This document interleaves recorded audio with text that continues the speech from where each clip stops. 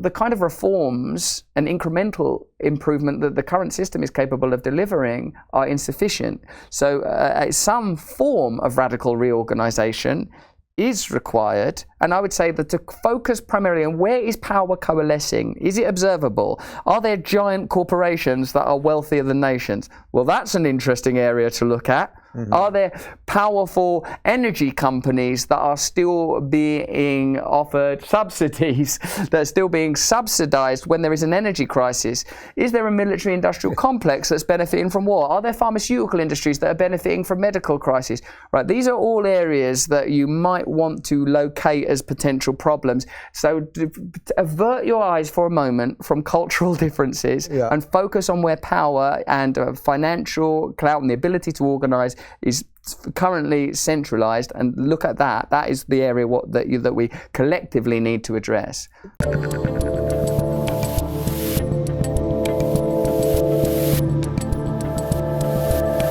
right, we're not doing a normal intro today. I think you might know this guy, Russel Brand. Welcome to the Rubin Report here in Locals in Miami on your American tour. Thanks for having me on the Rubin Report. Pretty good. We get our own mugs. You can have that. You want to keep that mug? Yes, please. I'd like you to sign it, and I'll keep it as a memento of a already lovely occasion. Just arriving here and meeting everyone has been so lovely. You're bouncing all over the place, man. It's been a wacky week. Do you have like a word that would sum up what has happened since you got to America? The Bill Maher thing, and then you've done 800 shows and all over the place. What word would sum it up for you? Vicissitude. Like it's sort of like a vacillating, undulating, shape-shifting, state-altering kind of. It's interesting, isn't it, mate? Because where other than the vanguard of the political conversation would you want to be? Where else would you want to be? But the truth is that I don't do well with antagonism. I don't do well with it. I don't care for it much. I prize serenity very highly. I don't really particularly enjoy being at the center of incendiary matters, nor do I enjoy being criticized. Like, say if you ask someone for feedback, this is what I mean. I go, have you got any feedback? Do you know what I actually mean? Can you give me a series of very sincere and specific compliments now? Yeah. That's what I mean. Sincere and specific compliments. The way you did that was brilliant. Thank you. Then I can sort of sit and reflect on it as if like we're studying something that's objective and external. I don't like to feel attacked in particular. Perhaps nobody does. I long ago, due to the nature of celebrity, have broadly elected to extract myself from the discourse about me, deciding, as is suggested in my program, what other people think of me is none of my business. Yeah. What other people think of me is none of my business. You can do what you want in your mind. That's yours. Or you could even say what you want. It's none of my business. It's abstract. But of course, like on the level of how I actually feel, I am, like all of us, I'm sure, a well-intentioned person, and I am optimistic about human beings, and I'm trying to do something that I feel is important. Yeah. And perhaps I hope I'm doing it well, but of course we've no way of knowing. Isn't it kind of funny, like someone that doesn't court the controversy, and then you have a moment like that real-time moment, which actually, why don't we just throw to it real quick? Everyone's seen it a million times. We'll throw to it. It's disingenuous to claim that the biases that are exhibited on Fox News are any different from the biases exhibited on MSNBC. It's difficult to suggest that these corporations operate as anything other than mouthpieces for their affiliate owners in BlackRock and Vanguard. And unless we start to embrace, and also, mate, like just spiritually, if I may use that word in your great country, we have to take responsibility for our own perspectives. I've been on that MSNBC, mate. It was propagandist nutcrackery on there. I went on a show called Morning Joe. It was absurd the way they carried on. Good Morning Joe. Yes. Yeah, I don't know what it was. It wasn't morning. There was no one called Joe there. No one could concentrate. They didn't understand the basic tenets of journalism. No one was willing to stick up for genuine American heroes like Edward Snowden. No one was willing to talk about Julian Assange and what he's suffered trying to bring real journalism to the American people. And I think to sit within the castle of MSNBC throwing rocks at Fox News is ludicrous. My friend, make MSNBC better. The moment that you give me a specific example, an actual example. Okay, I'll give you one. Wait. Just wait. Just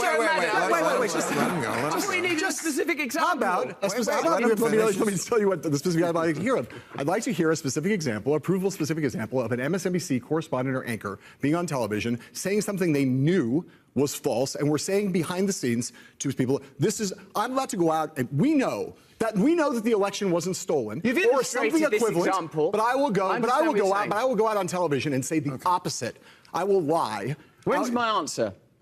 Just give me the specific example. I understand the basic point. Give me a specific example.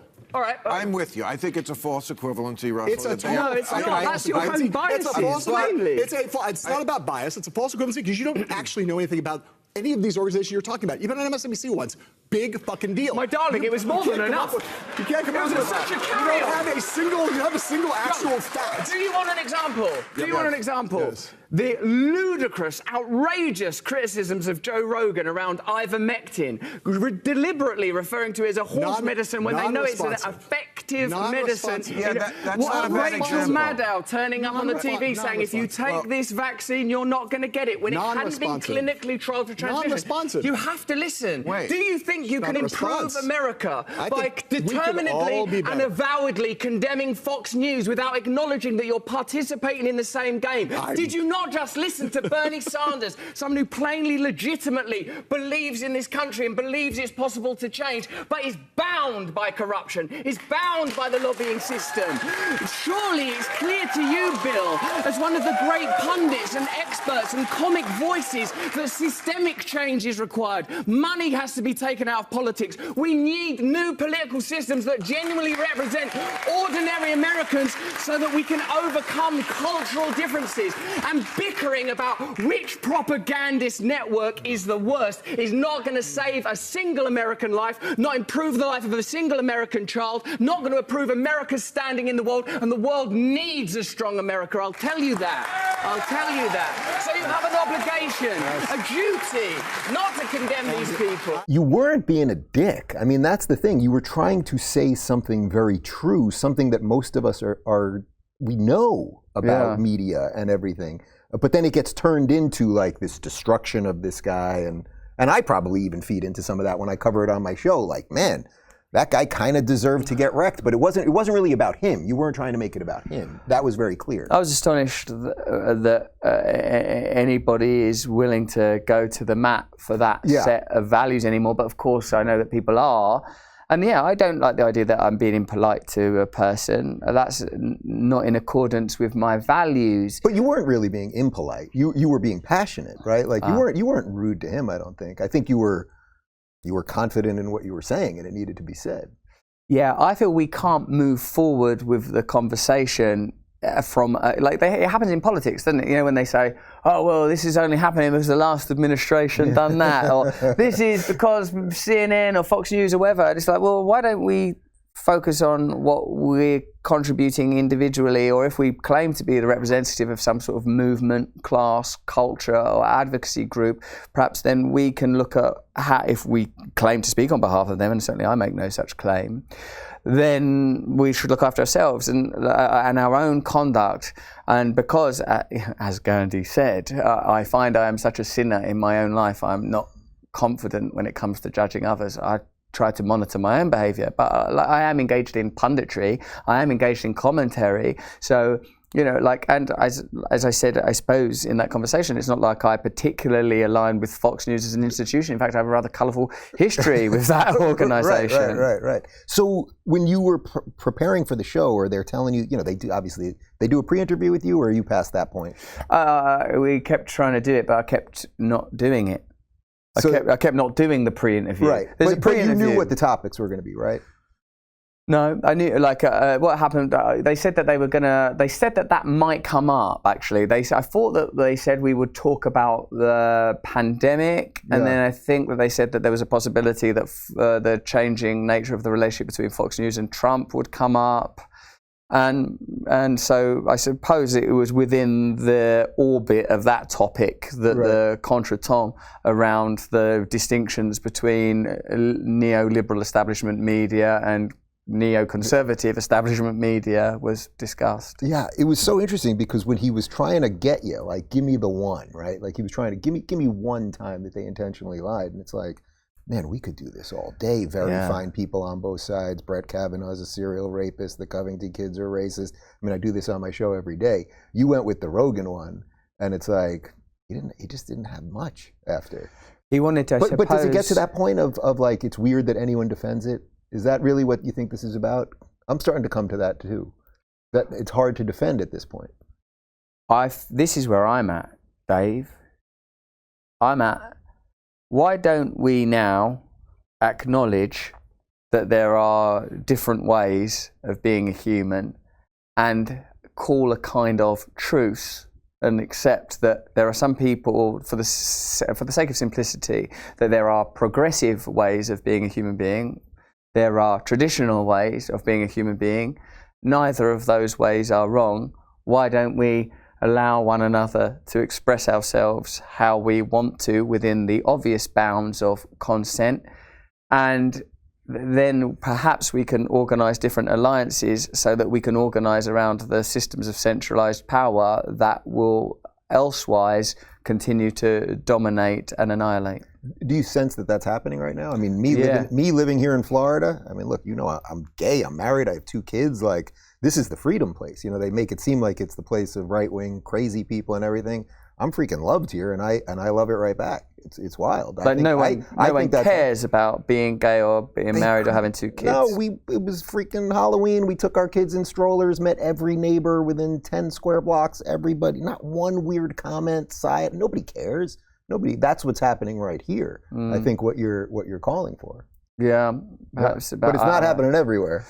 Do you feel that would be able to escalate through the various expressions of like every letter of the LGBTQ plus moniker? I mean, I personally have nothing to do with that whole thing. Like, I happen to be gay and I'm married to a guy, and that's it. I only represent myself, as I think you probably only represent Russell Brand. So when they try to put all these letters, right? Who else? Bits of Russell Brand I represent, but there are parts of that guy that I want nothing to do with. Who's the true representation of Russell Brand? There are so many of us. Goodbye Ruby Tuesday. Who could put a name on you when you change with every new day? There you go. I don't know that. Well, let's put it this way: if there was a trans person walking around the town, I don't think they would be ridiculed or anything. I think people basically are just kind of live and let live.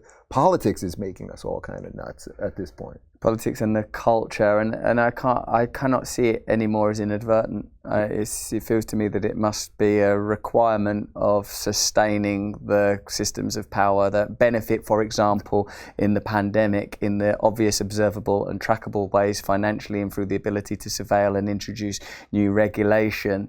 They must benefit from ongoing conflict. So it's a needed piece of the puzzle. It feels to me like it is actually, and so my sense is that there cannot be one homogenized version of this. There cannot be a uniculture. There cannot be a unipolar world. You cannot have a new hegemonic. There must be the acceptance of, I would say, sort of compatible, interconnected, localized systems of governance, that as much freedom, as much democracy, as much community, and the systems of my sense is, and again it's just a vague one, that systems of aggregation benefit people at the top of them from agriculture, through industrialization, through technology. Whilst there are obvious benefits to agriculture to a population at large, the most significant gains are experienced at the top of those systems, and the amendments that are possible are not made, like industrialization, and even the sort of like the so-called so-called white goods revolution in this country in the 1950s, you're going to have plenty of time with your new dishwasher. And it's like, well, do we have any more time? Are there different ways of deploying these sets of tools, or is everything subtly and unconsciously being used in the service of a particular idea that's oddly centralizing? Yeah, Peter Thiel always says, they promised us flying cars and we got 140 characters. In essence, we've sort of stopped innovating now and we're just doom scrolling all day long. Remember back in our day when the internet stopped? You'd go to a page and it would stop at the bottom. Oh, yeah. Remember that? And then they got rid of that. So you just scroll forever and it never stops. And you're looking for more craziness. Yes, it's nihilistic. I kind of sense that you're more libertarian than anything else, even though people are always like, the people on the right are always like, he's a lefty, but I like him. Something like that. Right? That's what they do with Bill Maher. The lefty you can like. Yeah. There could be a movie in that. There's something in that. But I sense you're mostly like, you're talking about decentralization, you're talking about local communities, you're talking about taking power away and that kind of stuff. Like, you're mostly just live and let live. I mean, the show is Stay Free, right? Like, yes.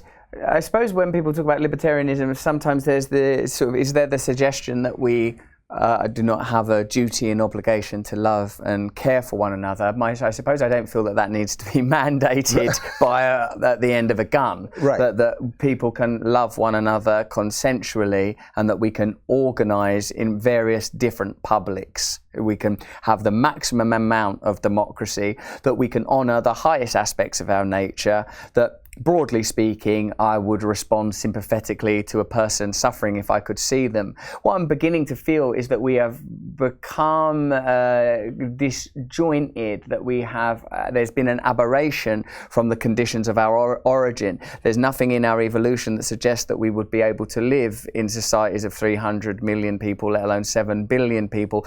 Whilst that is part of the reality, that we're on a rock in infinite space, we are also in communities. And I like that phrase that I think I heard from Helena Norberg-Hodge, act local, think global. So like, we can have as much democracy in our community as possible, that we allow people to organise their communities however they want to, unless it has a negative impact on another community, or that individuals within that community are not happy with it, and that we have to accept that there are many different ways of being human, traditional ways, new and emergent ways, new roles, new identities, allow people to be who they are, allow people to have as much democracy in their schools, as much democracy in their even law and order ought to be democratic. In my country, for example, I heard, like, I respect very much people that work in services, because I understand the value of sacrifice, and I have friends that work in the police force, thank God. And like, I feel that wouldn't it be good if the forces of even law enforcement is a phrase that's got some as a true anarchist libertarian that I have some issues with, because who do you mandate to because the relationship between sovereignty and the governed has traditionally been, you give us taxes, we won't let you get killed by bandits or whatever. But me that would be the basics of it. yeah. Those bandits, they could get you any time. Give us some of your money and we'll protect you from it. But what I feel, Dave, is that it would be nice if there were consensual policing, consensual governance, you live in the area, like it's a sort of localism. Like this phrase, do you have like particular phrases and ideas that have sort of stayed in the sphere of your awareness for a long while, and they start to become part of your personal philosophy? In my case, when Gandhi said at the point of Indian independence, this is a country of 70,000 villages, each one should be fully independent, trading only where necessary, running and governing themselves. There's no point in us kicking out the British, then replicating the very institutions that they installed. And it seems that we are doing this now globally, sets of institutionalized power, whether they're corporate or state, that don't allow ordinary people to have very much freedom. It's interesting, because you're basically, I think, selling me, from an American perspective, you're selling federalism. I mean, the idea that the states should basically do everything locally, and that we should have some structure above that, but it should probably be way weaker than this crazy structure that nobody believes in now, that is completely ineffective and probably very authoritarian. Oh, if that's the way that you term it, then certainly. Yeah, so federalism, the idea that the states, basically, as a Floridian, everything that goes on with my life should have to do with Florida and the laws of Florida. The U.S. government, the federal government, should have basically nothing to do with me except guard the borders and, make sure the states aren't at war, a couple other things like that. Yeah, leave everyone alone. Yeah. I suppose you're... It'd be nice for you guys to have that in the UK, huh? What about, I suppose, look, the point of the state is obviously supposed to be, in order to prevent external attack, military, I mean, or gargantuan corporatism, one needs a state that can support the collective will of the people that elected them. Now, given that for some time, and this would include both, in my view, both administrations, both political parties, that are so damn near to equal that to quarrel about which one is superior would be, I would consider, literally a waste of time. Even now after COVID, because I would agree with you for most of, I think we're roughly the same age, for most of our lives, yeah, but I think something shifted in COVID where it's very, very clear, like, the Republicans they ain't great, but like they're much less That's the argument the locking Democrats make, Dave. Yeah. We ain't great, but you get this health care. Oh yeah, we ain't great, but we were better in COVID. Right. Look, we ain't great. Fuck off. Fuck off then. Yeah. Let's go for great. We stayed open here. It's why I moved here, right? Like that's something. That's something. Sure. Thanks for something. Yeah. Thanks. You know, like that's. I can't get hard for that conversation. Yeah. For like, oh, is it a bit better? Right, and that really was the point with when you were doing the Fox News MSNBC. Yeah, that was the same. That is the point. That was the same point. Yeah, it's like let's do better. Like, because also, like, you know, if I always feel like I'm on the precipice of the Pinker conversation of, do you know that so many people have been pulled out of poverty and and things are so great now? Oh, really? I must be imagining all this terrible misery that I'm seeing everywhere. All of this despair and nihilism and desperation. I must be imagining it. I must be imagining a spiritual void at the very core of our culture, because I've just seen now that you've told me that it's never been as good. I know, like, you know, I respect Professor Jordan Peterson. Throughout history, people, but for me, that's not bold enough. People, this is it. The old idea is dead. The new ideas must emerge. It's going to require new alliances. It's going to require new conversations. If we are unwilling to have them, we're going to experience new forms of authoritarianism and centralization. It's already happening.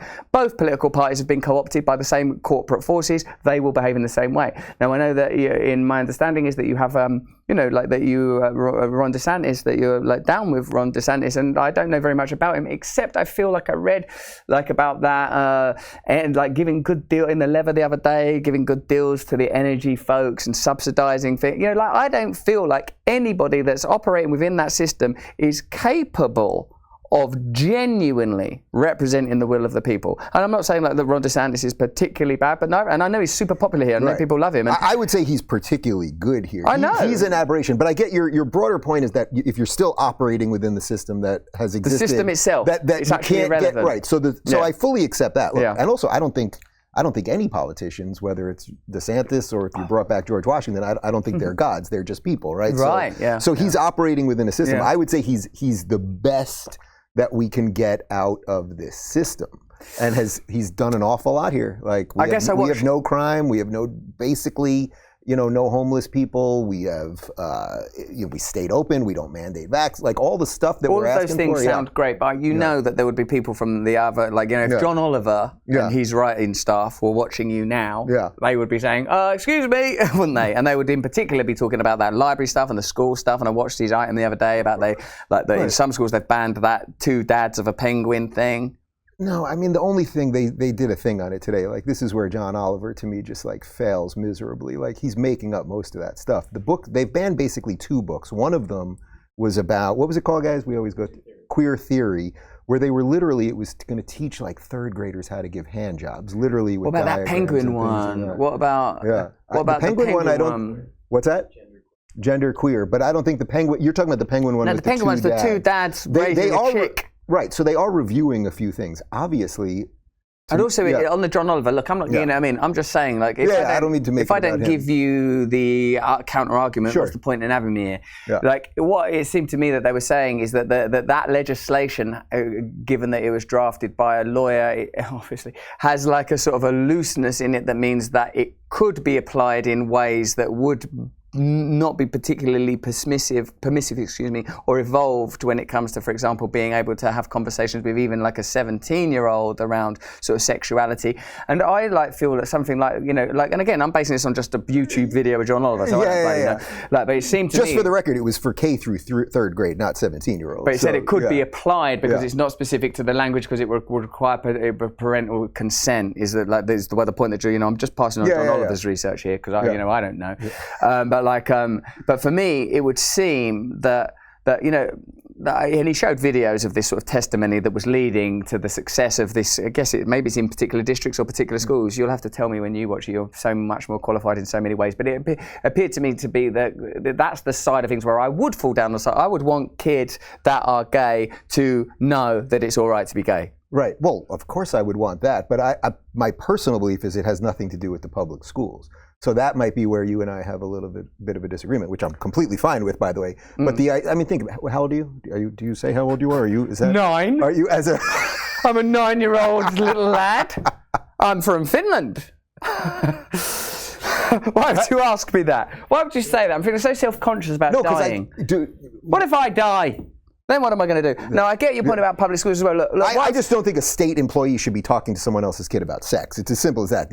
That's my basic. But obviously, the counter-argument, Dave, is that the assumption of that in a way, heterosexuality as the norm is being presented to them. It's not like you're talking about sex; you're talking about relationships. Because that Penguin book ain't talking about sex; it's talking about sort of loving relationships. So anyway, I'm just.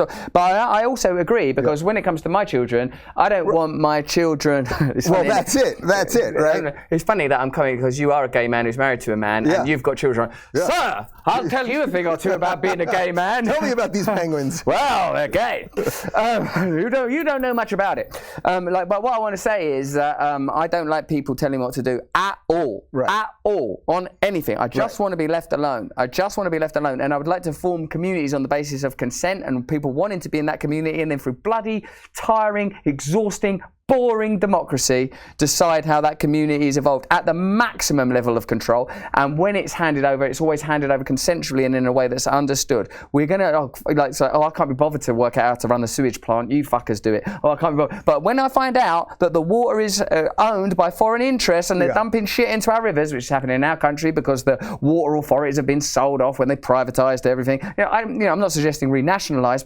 Community own their assets. Community decide whether or not they want sewage dumped in their rivers. Maximum amount of democracy, maximum amount of respect for the environment, maximum amount of respect. That's what we aspire to. And it seems that across the aisles... You're a federalist. I love it. That's what I am. You're a federalist. Maximum amount of democracy. I know you don't want labels, but you believe in local control and people making decisions for themselves with some limited structure. Yes, some limited structure, and always being aware of the tendency to rampant corporatism, because at the moment that is what's happening. And when people are claiming localism, they're sort of turning a blind eye to the way that corporatism can exploit that localism if not properly undertaken. That if there's any alliance at all, it's in order to confront gargantuan corporate power. So as you've been on this... And get money out of politics altogether. Should we offer that into the mix? Isn't it funny that was a big thing 20 years ago? And where now did that it's just go? Gone? It's just... Remember that? So the politicians decided, hold on a minute, let's leave the money in politics. Somebody's got to pay for these states. You ever go out to dinner in D.C.? These people are eating well. Are they? Yeah. Of course they are. Have you ever been to any of the big globalist things? No. You've never been invited to any of those? Do you know, for some reason, Dave, sometimes they bring in celebs. They might have picked up that... but maybe before you were fully, Yeah, no, never, actually. Maybe, but I can't remember. I can't remember ever going anywhere and thinking, this is reprehensible. What was the moment that you got sort of into the politics side of this thing? I know you're not really political in a way, but you clearly are talking about politics.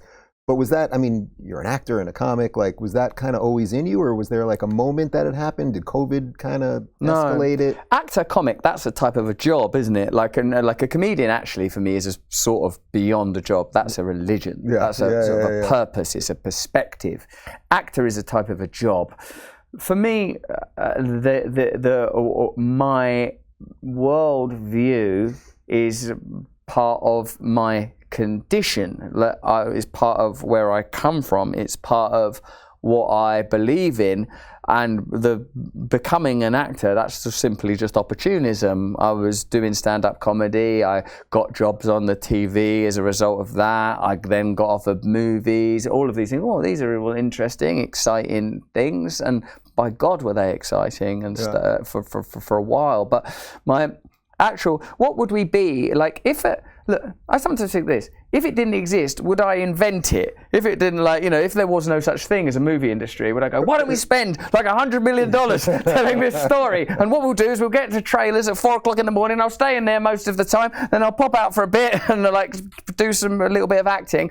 No, what I want to do is communicate truthfully and connect people. If anything, it's like a kind of secular and inclusive evangelism that's deeply devout and accepting of the different ways that people might find God, that each of us are going to have our own journey to God. That doesn't mean that people might not be part of a religious community or indeed a global faith, but that if we do not have a connection to something that I would call sublime or divine, that we are likely to become lost in materialism, individualism, nihilism and progressivism. And by progressivism I don't mean cultural progressivism, the idea that human beings are on this journey to better and better stuff, and that doesn't seem to be happening other than, I would say, through the false markers of medicine, technology, and although they are marvelous, great miracles. Is that what you're up to more than anything else, that we're just like in this lack of truth right now? And even to bring it back to the real-time moment, like you were trying to say something true in a culture war where nothing is true, right?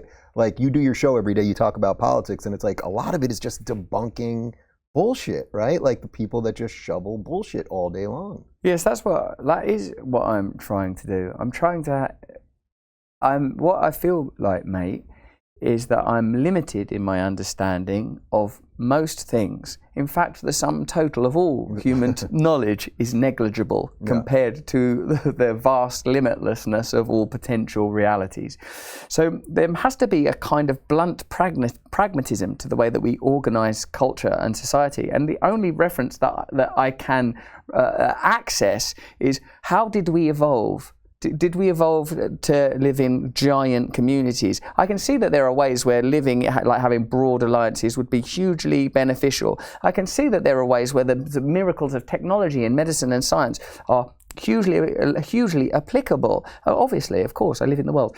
But it seems that there is an invisible ideology that doesn't declare and state itself explicitly, and all of the even apparent cultural arguments take place within its framework. And what I would call it is commodification, consumerism, late capitalism, corporatism, global corporatism, neoliberalism, that this ideology isn't being openly discussed, and it's at its nadir. It's dying. It's already dead. It died in 2008. And now we've got something bizarre and monstrous. So we have like a Frankenstein trying to keep it together or something while they were rearranging chairs on the Titanic as it's sinking, something like that. Yes, that's what I feel like. Yes, that's what I feel like. And I feel like if it is not succinctly and explicitly addressed, we're going to experience new types of authoritarianism that frame themselves in, albeit apparently novel ways, that benefit hugely from arguing about the sort of stuff, like even, you know, the stuff about like the public schools or whatever, when plainly, like that if you said, oh, I want to raise my kids in this way, I'd go, oh, okay. I mean, I know, and I would assume that you would be the same with me. Like,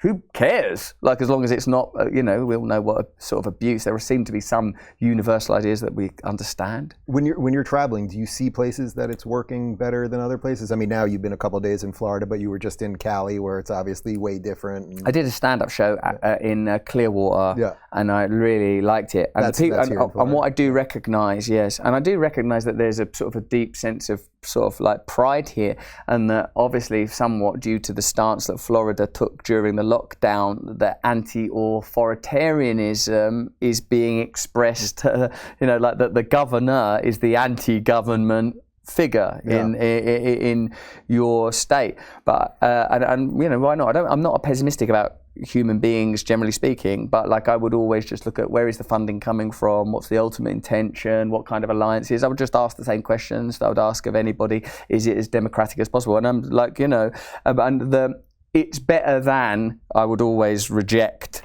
from both sides. As we've said, that's what I was sort of rejecting on the telly program the other day. And I don't know Ron DeSantis. For all I know, he could be Jesus. But I'm pretty sure he's not Jesus. But so, maybe I can get you guys to sit down for coffee. How about that? God, absolutely. No, I'd like that. That. What I do accept is that Dave is that I feel that we want the maximum amount of authority in our own lives, like personal authority and autonomy, and the maximum amount of democracy. And like I told you at the beginning of this conversation, I don't really like controversy, and I don't think that any of that stuff's even particularly complicated. I'm just sort of inviting people that identify on the right to be as discerning as I would invite people that identify on the left to be. Like, are we definitely operating on behalf of ordinary people, totally inclusive, non-judgmental, completely loving, not secretly operating on behalf of economic interests in some, Is one of those directions easier than the other? Like right now, obviously people on the right dig you, and that's, I think, probably a little weird for you in some respects, right? Like people that maybe a couple years ago you thought, these weren't my people, but that's what I found. I was a lefty my whole life, and then suddenly I started saying a few things about freedom, kind of what you're preaching here in a probably more simplistic way. And next thing I knew, all these people that I thought were the bad guys were like, hey, you want to have dinner? Let's see what's what. But what I will say, I like how you switched mugs like that. Right? So, I don't know what was in there. I have no idea what's in there. And also, it's gone from blue to red. Yeah. Right at a vital point in the conversation, huh? Yeah. Because in a way, it doesn't matter. They're both basically the same. Very effective. Right? Wow. But because there's still statistics on where the funding comes from, on the number of people in Congress that own stocks and shares in like energy companies or the military-industrial complex. It's just basically the same. Yeah. It's just basically the same. So that's just sort of my position. Certainly, I've found that people that I identify as being sort of conservative or Republican or whatever have been very open to this conversation. And look, it's clear to me, and a matter of record, that about 30, 40 years ago, or maybe even earlier than that, the liberal establishment became co-opted by the same financial interests that have traditionally been associated with right-wing politics. If you look at the conditions that led to the war in Iraq and the kind of relationships and the kind of restructuring that took place in that country and the catastrophe that happened around that war, that was Cheney and Bush, and now look at what's happening elsewhere, and there are sort of, I would say, comparable conversations that could take place, and it's pretty clear where like the sort of Clinton Foundation gets money from and the way that they advocate for particular things. So what I feel like is that the solution will not come from within that system. I don't want to glory it by reveling in the differences, because actually where I am from is a normal, modest, blue-collar, working-class background in Essex, England.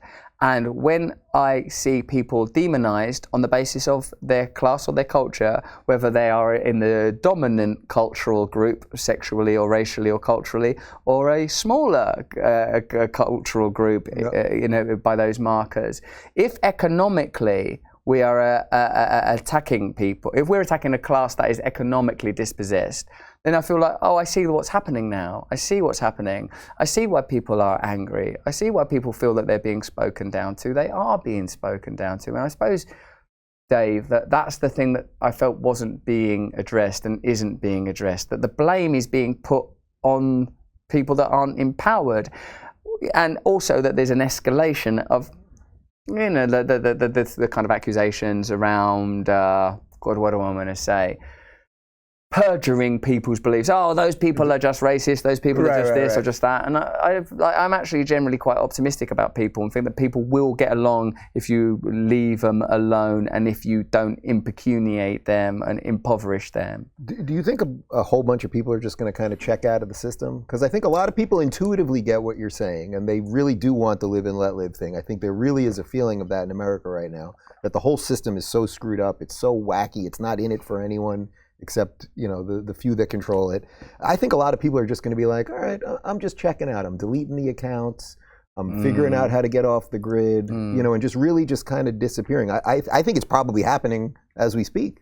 I wonder about that movement. I wonder about a sort of a second kind of declaration of independence. Like what would happen if people did that? Our community we are no longer associating with the superstructure. We want our own new confederacy. Have you heard of that from in America? They're talking about it now. Texas, there's some congressman that put forward a bill to have secession and get out of the union, and maybe some of the red states could move out, and something like that. It seems like we're united, but what are we united by? It's hard to figure it out. Yeah, I guess that's a conversation that needs to carry on.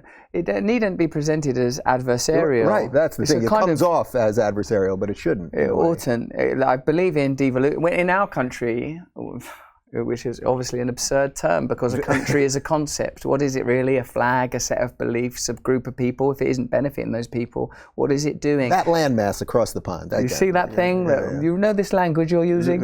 like the devolution was a big conversation a few years ago, and Scottish independence is discussed, and Wales has an assembly, and obviously because of the colonization and imperialism in Eire and the north of that country, and because Britain is an imperial and colonial power historically, these conversations have been ongoing.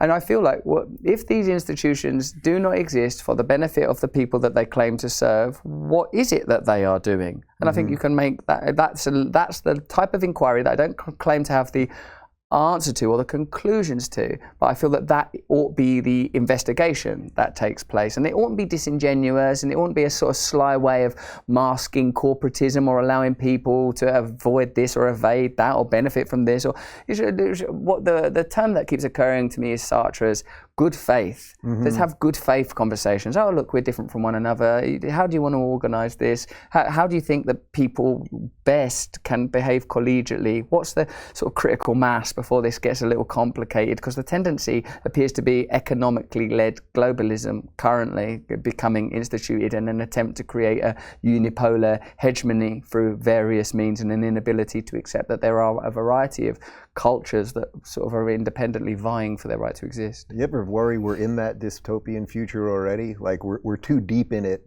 to the point where we don't even know we're in it exactly. Skynet's basically been turned on, and the machine is operating, and we're kind of all in the matrix. We have these little glimmers. I kind of think it's why your clip on Real Time took off. It was like a little glimmer of truth amongst all of the lies, and we see it, and then we all get lost in the BS again, and then you wait for another glimmer, but you sort of just never get out of the slumber, something like that. Yeah, I do feel that. But I also deeply believe in the possibility of awakening. And what I haven't mentioned yet, because I guess, I tend to communicate in accordance with the context that I find myself in, is that most of what I believe in is undergirded by spiritual beliefs rather than political ones. Yeah. I don't actually, all I know politically is just a conversational layman's knowledge. What I mean? I've not been through higher education. I've not been to university. I don't claim to know any more than anybody that's just watching this now. But that's why your politics is interesting. Because it doesn't come from politics. It's obviously coming from something else. That's why I think it's hitting. It comes from a sense of that as human beings, we know that we need meaning and purpose. We know that we have this sort of yearning for freedom of expression, freedom to be who we really are. We also know that there are myriad ways of being human, and that there seems to be some scarce remembered time where we could live differently. There seems to be an awareness that we are not at the apex, but we are at the end of something, that this could go either way, that we could yield to more centralizing authoritarianism, or we could look at different models, that there may be information in the past, deep in the past, arcane anthropological information. There may be, even in the genius of Thomas Paine and your founding fathers and all that, stuff that's of real value.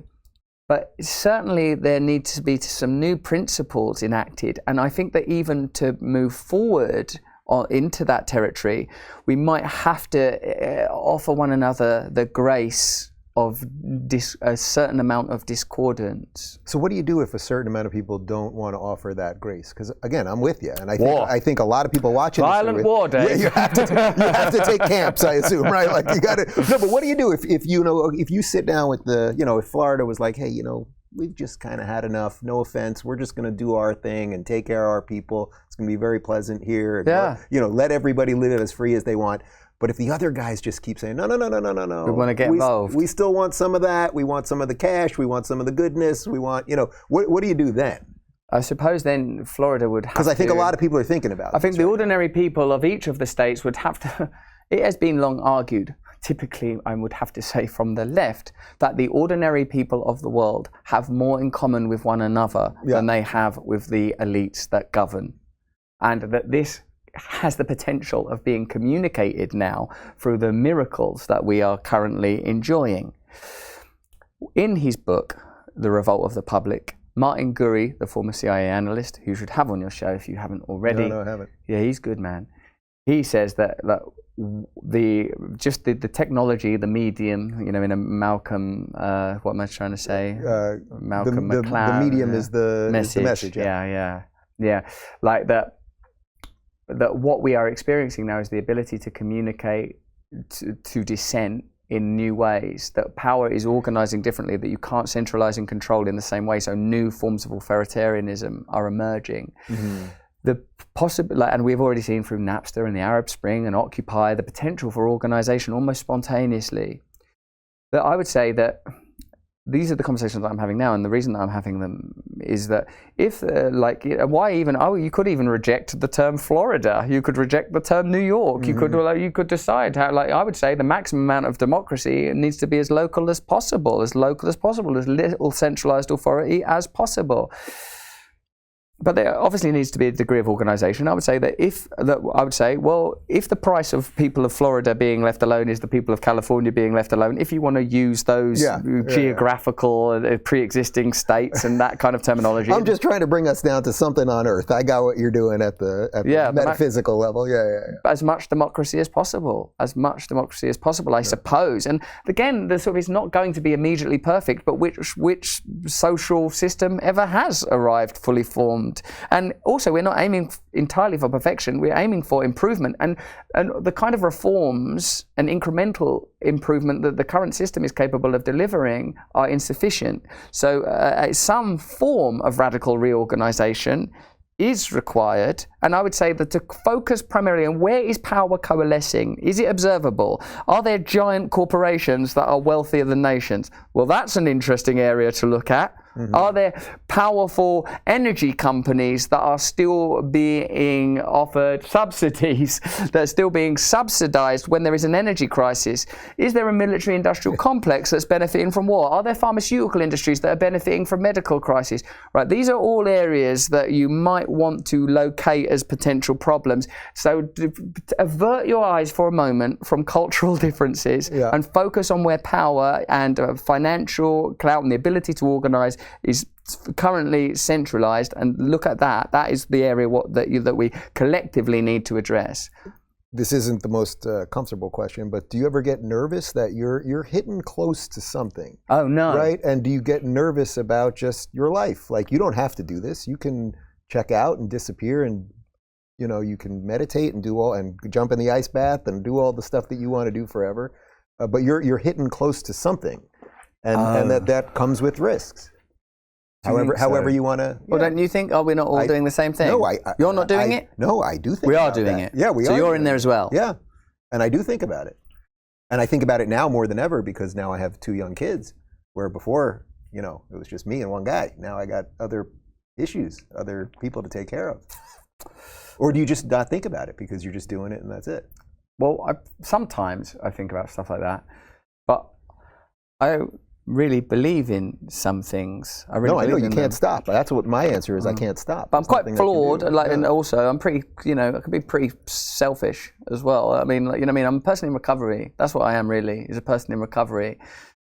So I'm aware of my frailties. I'm aware of that, and in a way, isn't it that I'm trying not to augment self-fetishization because I generate enough of that in-house. I find it pretty easy to get sort of excited about myself. So I try to focus on can you be of any use to other people? And like, I'm aware, look, in this conversation, people go, no, Ron DeSantis is absolutely amazing. And like, maybe he is, I don't know. You live in Florida, you're friends with him, you know more than me. I'm just like, all I'm asking is, where is there, what are the interests, are people benefiting? And the answer, like when I did that show in Clearwater, people were happy, man. Yeah. Like, you know, they were happy, but I told some terrific jokes, so I've got to take some of the credit for that. You know, like, how many terrific jokes you got? Well, actually, ones that are deliverable conversationally, probably zero. Like my jokes are long, long. But there's a laugh every 20 seconds. It's good gear. You would have a good time, you and your husband. Maybe don't bring the kids, but like, you know, like it would. It's. They don't speak English yet. We'll be all right. No way. Well, they don't speak anything. Oh, they're babies. They're babies. Yeah. I thought that you was raising them to speak Polish. Yeah, they only speak This Polish. is a good move. I like it. Polish-speaking children. Why not?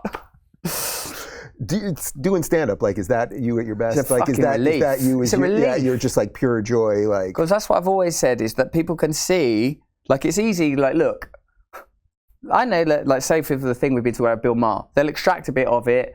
They'll go, oh, Russell Brand, histrionic breakdown, blah, blah, blah, blah. And they won't go. But look, he spoke about Bernie, like, it's like, look, Bernie Sanders is trying his best. He's talking about centralized authority. I know you're not down with Bernie Sanders, but like, you know, I think he's a person. You were, I think, explaining Bernie's positions better than Bernie. That was the funny thing, because when Bill asked him about equity and equality, he completely had no answer. That's infuriated you, that, isn't it? Yeah. You hate people not to know the difference between equity and equality. Shit. Like, how do you say to the socialist, do you know the difference between socialism and capitalism? And he had no idea. Like, that, in essence, was what happened. But you tried to kind of help him a little bit in a way. You were a better communicator of his ideas, I think, than he is, which is my hope is that Bernie Sanders is a person that is genuinely interested in decentralizing power and attacking corporatism and standing up for ordinary Americans, because if that isn't what you're doing, then there isn't anything else to do in politics. There isn't any other job in politics except representing the interests of ordinary people. Service, love, devotion. Oh no, financial institutions have got too much power. Oh no, there's too much lobbying money. Oh no, this two-party system isn't working. If you're not doing that, so I have to approach people with good faith. So I guess I should say, let's approach Ron DeSantis and Bernie Sanders and Donald Trump and Elizabeth Warren. Let's look at them all. Let's assume they're doing their best. And let's see what the results are. If the results are those people are individually very wealthy and ordinary people are homeless and destitute. They all get very rich. Oh no! Isn't that weird? They all get very rich while doing this. Isn't it a weird coincidence? Bizarre? How did Obama get? He's got like a $30 million house in Martha's Vineyard on the water. Isn't that bizarre? It's unfortunate it's unfortunate that people tend to end up accumulating money. But I'm being paid also. Yeah. I'm being paid. But also, I don't run a political party. You don't just send it back? I don't back? think there should be any. You don't just send back the cash? You keep that. I'm just happy to sit in front of the sign and chat with people. You don't feel, and I don't sense you feel any guilt about that. A lot of people feel guilt about their success. And you care about other people, but I don't sense you're guilty in a way that, you know, like a lot of the lefties of Hollywood would be like, oh, you know, on one hand, they'll be super wealthy and live, you know, in the nicest house in Bel Air, and then on the other hand, they'll pretend that they're guilty about it when it clearly isn't lined up with their life. Well, sometimes I do feel a bit guilty, actually. Do you? A little bit. I mean, I wish that everybody lived really, really well, but as I say, I come from a pretty normal background, and for a while I was a drug addict and I've lived on welfare for a significant portion of my life. I don't know, in a few years when I was signing on, that's what you call it in England. And so I do a bit think, oh God, is this right? But then because also it's for me the grandiosity, but I earned this on merit. I do recognize that there are certain revenue generating skill sets in a culture that rewards, for example, comedy or football or legal expertise. I recognize how these things happen. And I also don't think that moderate affluence is the real problem. I think it's corporate gigantism. So so I try not to, again, be too self-flagellating about it, because that's a form of vanity as well. Right, and for as much as you may have some cool stuff and do your thing, it's like I've got this now. This jumper you have a lovely sweater, and that necklace must have been, I can only imagine. I've had it ages. I've had this ages. But the point is that your level of wealth is not the wealth that you're talking about that's pulling the strings of the machine and all that kind of stuff. If I had to set a cap, it would be the amount I have. It would be the exact amount. You're right there. You're right at the precipice of being the bad guy. There's got to be some real redistribution. Yeah. Yeah. Do you find that all the basic problems of everything we're talking about here, whether you're back home in the UK or here, that it basically is the same, that everything, that the way we all talk about the problems now has become global? It feels like there's some variety. What I wonder is, I ask myself, would I be happier if I lived a life of complete service? Would I be happier? Is it working for me? Are the systems working? The systems of personal gratification? I've improved a lot. I don't live how I used to live. That's the question that I ask of myself. Do things seem different in different places? I suppose so. But there does also seem to be a general sense that is quite global. And I don't know what it's like in Pakistan or Luxembourg, but like in the places that I go to and know, I feel like there is a hunger, an appetite, an unease, a sense of atrophy.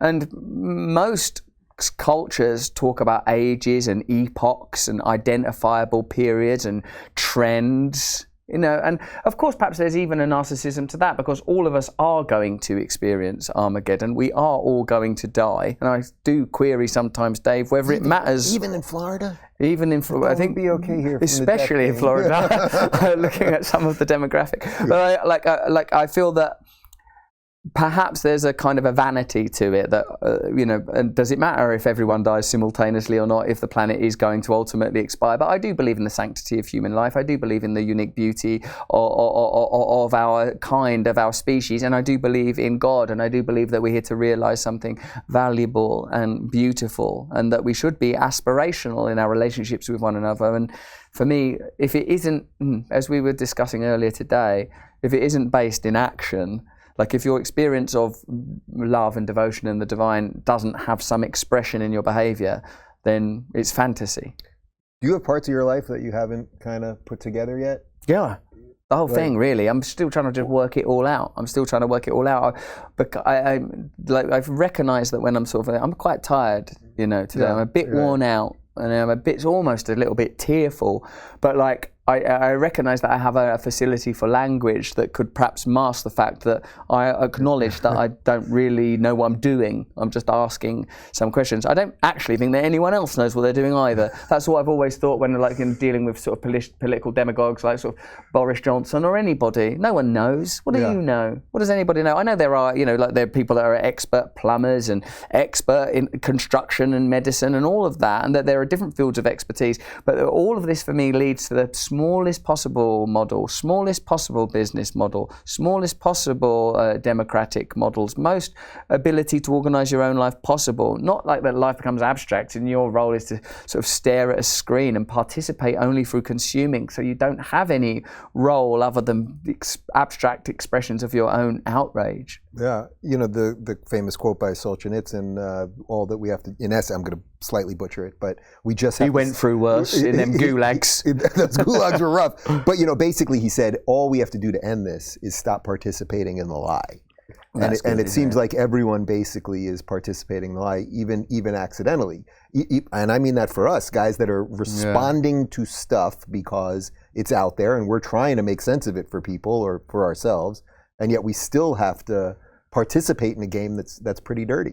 Well, that's what I have been saying in these conversations, explicitly in the case with Joe Rogan, and now I will say to you, perhaps it isn't enough for us to engage only in punditry or even advocacy. Perhaps it has to become, all right, then let's try and build I think that there should be communities of subgroups of around, I don't know, is it 100 people? That's what chimpanzees seem to do well with. That 2% of DNA's got to afford us something. Maybe we can run slightly larger communities. Right. What are the general principles? What is the amount of power you want to yield? How many ways are there of organizing this? How much can we leave one another alone? Perhaps we do need to be involved in a new confederacy in the That's building why I of built new this systems. thing. That's why I built this thing. I mean, I built this company. We merged with Rumble to do exactly this at the digital level. I haven't built my own It'd be good if you just meant this side. I meant this sign. I put this together. I built this. It's pretty nice, right? But this is it's actually sturdy. Come on, that's a sturdy sign. It's very satisfying. It's brilliant. I really like it. Well done. I mean, but also it's. But that is what you mean, right? Like that we have to build new things. You don't just mean physical communities. You mean like we have to rebuild sort of everything, right? Yes. That's a lot of work. I know, but like maybe if we were all doing just our own little bit, then it's sort of manageable, isn't it? I mean, again, that's another thing I get from recovery, the idea that we're all a bit mental and a bit broken, but not at the same time. And it's nice to be able to reach out to someone and say, I'm having a bit of a, like we can connect not at the point of our posturing, but at the point of our vulnerability. So I actually, like, I don't know what to do. What do you think? It seems you're, like, I had an experience once where I stopped to help a person who had had an accident. It wasn't a serious accident. She'd only banged her head a bit in a car in the UK. And I was sort of helping, like, because I stopped because it's, a human duty. And lots of other people stopped too. And, like, it was an interesting community that formed around that accident. And an off-duty paramedic ultimately arrived at the scene. And I saw that in that instance, that is the person that you want in authority. Yeah. But moments later, someone else might be required to be in a position of authority. So having intransigent systems of power that are based on the assumption that human beings need to be marshaled compliantly into community or into behaving well, I am at odds with. And you say libertarianism, and as I understand that means individual freedom and the most freedom as an individual, whether that's the freedom to express your sexual identity consensually or the freedom to express whatever aspect of yourself that is. And what I understand of anarchism, it's about the maximum amount of democracy and the least amount of dominion, but organization happening at the level of community. And the people that I admire, women like Helena Norberg Hodge, who for years has been advocating for, you should eat food that's grown where you are, people should support local farming enterprises, and Vandana Shiva, who do not let industrialized agriculture take over the world. These are the kind of these voices ought to be integrated, incorporated, amplified, and these terms of left and right, I reckon we've got to let go of them. I mean, I know that sort of part of your narrative, your story, your life is that you've transitioned from liberal to, and I don't feel like I'm saying anything different than I was saying when I was a kid, of like, I'm anti-institution, anti-establishment corruption, and these were the things I was saying. People, I think last time I was here, people thought I was like a Marxist communist. Now I'm a right-wing conspiracy theorist. I'm saying the same thing. It's kind of fun to keep people on their toes, though, right? Like, that's kind of in its own way, even though I don't think you're doing it by design, right? Next time I'll come back as a vampire. I'm a vampire now. I'm Pinocchio. Yeah. Then you'll have a serious political movement behind you for the vampires. I could see that. What else is on your mind that you're not doing publicly? Like nothing. Is it like you're just like a canvas out there and it's just kind of going out there? Like I live look, the focus of my life is my wife and my children and my meditation and my recovery and Brazilian Jiu-Jitsu and meditate, and just trying to hold together the ability to do what our jobs now of like broadcasting 5 days a week on Rumble and creating that content and trying to manage these complex arguments that can easily become divisive and incendiary. Yeah, it ain't easy. It ain't easy, Dave. Mate, is it an hour yet? Because I feel like I really need a wee quite you bad. You got a wee? I think a wee moment. Ain't that been an hour? How long has this been since I started talking? Yeah, it's been about an hour, I think.